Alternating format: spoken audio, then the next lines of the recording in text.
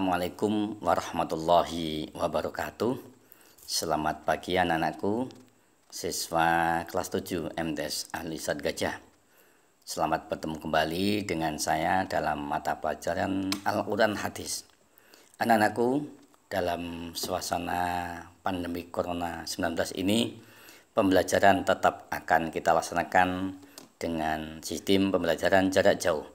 Anak-anakku, sebagaimana seminggu yang lalu, mapel Al-Quran Hadis telah kita bahas tentang Al-Quran sebagai pedoman hidup. Kali ini kita akan melanjutkan topik bahasannya, yaitu hadis sebagai pedoman hidup.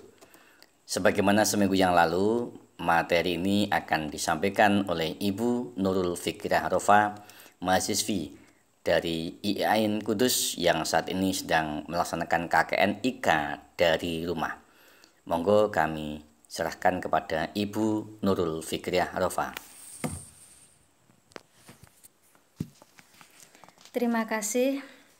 Assalamualaikum warahmatullahi wabarakatuh.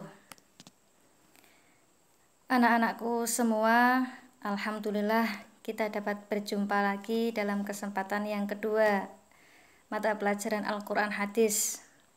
Sebelum kita memasuki mata pelajaran Al-Quran Hadis yang bertema hadis sebagai pedoman hidup, kita berdoa terlebih dahulu. Semoga apa yang kita pelajari nanti bisa bermanfaat untuk kita semua.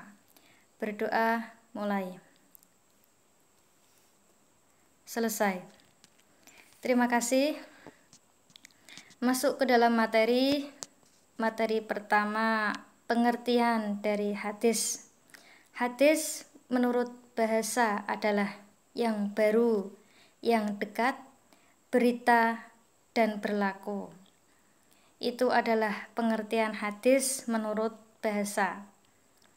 Sedangkan hadis menurut istilah adalah segala perbuatan, segala ucapan, dan segala ketetapan Nabi.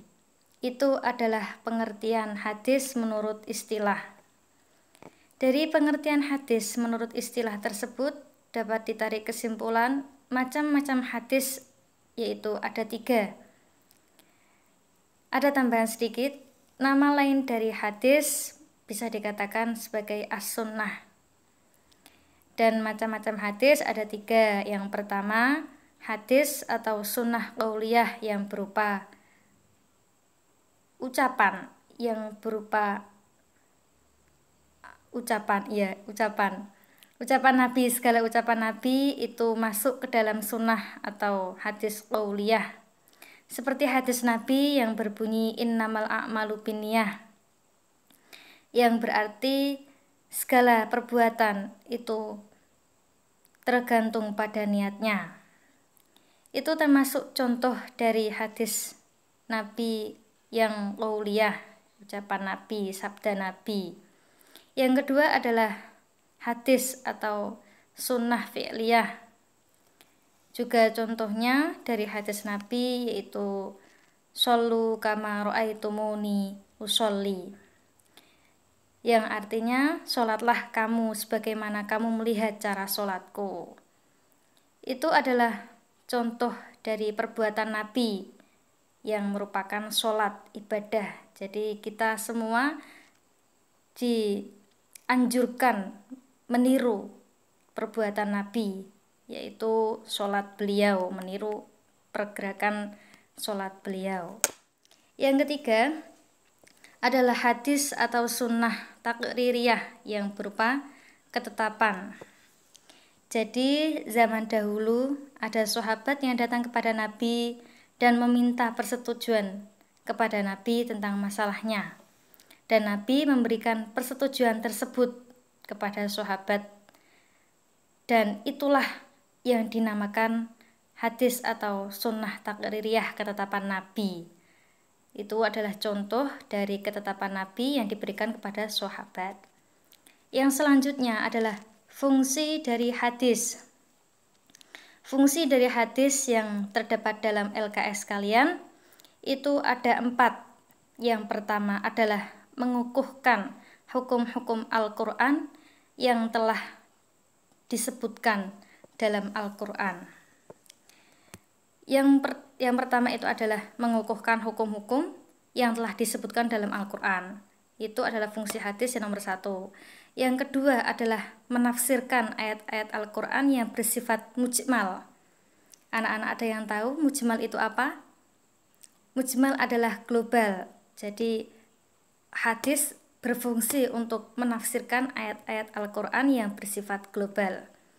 Yang ketiga adalah membatasi keumuman Al-Quran.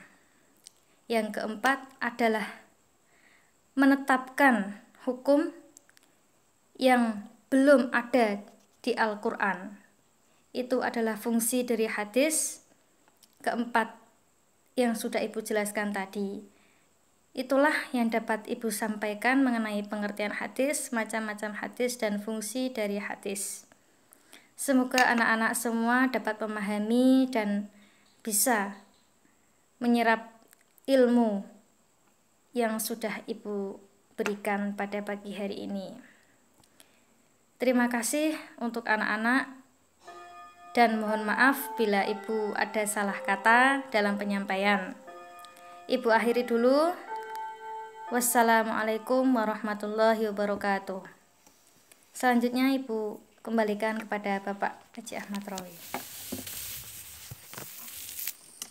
Anak-anakku, tadi telah disampaikan oleh Ibu Nurul tentang hadis. Tentunya untuk lebih memahami secara panjang lebar, kami sarankan anak-anak untuk kembali membaca LKS yang telah diterima. Anak-anakku, demikian tadi pertemuan pada pagi ini, pembelajaran jarak jauh dalam mapel Al-Quran hadis.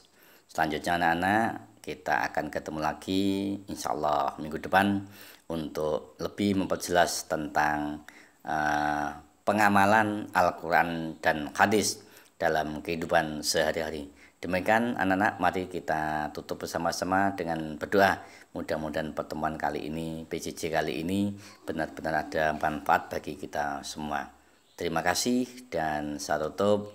Wassalamualaikum warahmatullahi wabarakatuh.